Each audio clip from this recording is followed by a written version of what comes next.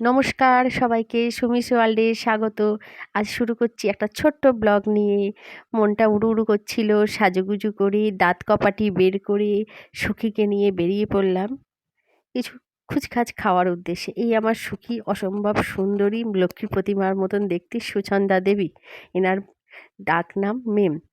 দুজনে খাওয়ার জন্য চলে এলাম একটা রেস্টুরেন্টে, যেটা ছিল একদম সম্পূর্ণ ফাঁকা। আমরা ইচ্ছে করে এই টাইমে গিয়েছিলাম। চলো মেনুটা একটু দেখে নিই। মেনু কার্ডের লিস্টে লম্বা লিস্ট, কী খাবো কী খাবো বাছছিলাম, তারপর শেষে সিলেক্ট করলাম খাবার। এদিকে আমার মেয়ে ঘুমিয়ে পড়েছে। ইনি আমার সবচেয়ে প্রিয় সখী, একে আমি মেম বলে ডাকি, এর ডাক নামও মেম। এবার 5:30 আবার দেখছি কেউ আসেনি, ফাঁকা। আমরা একা রাজত্ব করার জন্য ফাঁকা টাইমটাই চুজ করেছিলাম, যে সব সার্ভিস আমরা পাবো।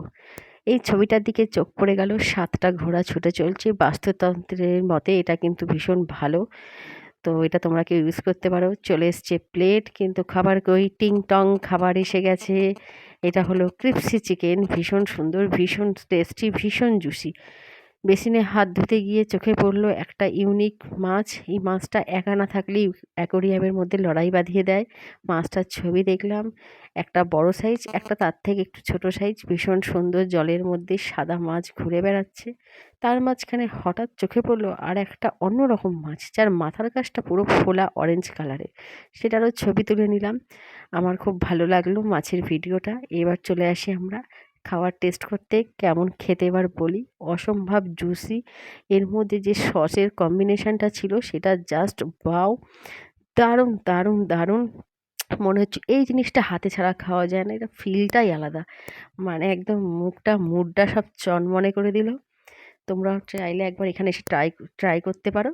স্টার্টার শেষ, চলে এলো মেন কোর্স। মেন কোর্সে ছিল কুলচা, আর কুলচা এদিকে রয়ে গেছে। এদিকে আমাদের চিকেন আইটেম শেষ হয়নি। এটা হলো চিকেন পাঞ্জাবি।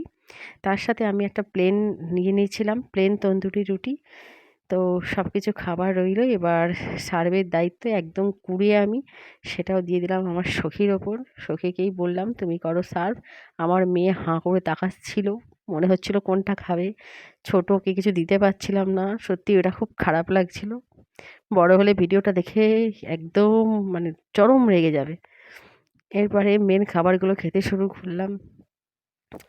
অনেক দিন পর এসব খেয়ে মুখটা পুরো ছেড়ে গেল, খুব ভালো লাগলো খেতে। ব্যাস খেতে থাকলাম।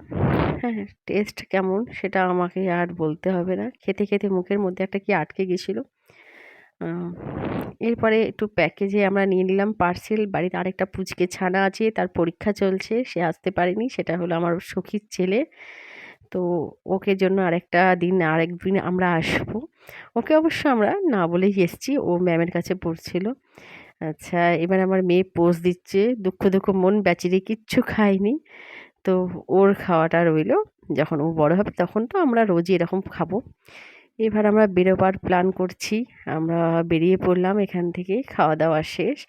আমরা এবার নামছি। আমার মেয়ে আমাকে একদম ভালোবাসে না, মানে আমাকে পছন্দ করে না সেটা ঠিক নয়, মানে ও মেমকে পেলে আর কাউকে চায় না। মেম ওর সবচেয়ে প্রিয় মানুষ, মেমের কোলেও সবচেয়ে সেফ থাকে। আমার চেয়েও বেশি ও মাকে পাত্তা টাত্তা দেয় না। এবার আমরা ওখান থেকে বেরোচ্ছি, কিন্তু বেরোতে একটু হালকা সন্ধ্যা অবস্থা হয়ে গেছিলো। রাতের খাবারটা এত তাড়াতাড়ি খেলাম, এটা অনেকেই কিন্তু তোমরা ভাববে এই মা এত তাড়াতাড়ি খেয়ে নিল।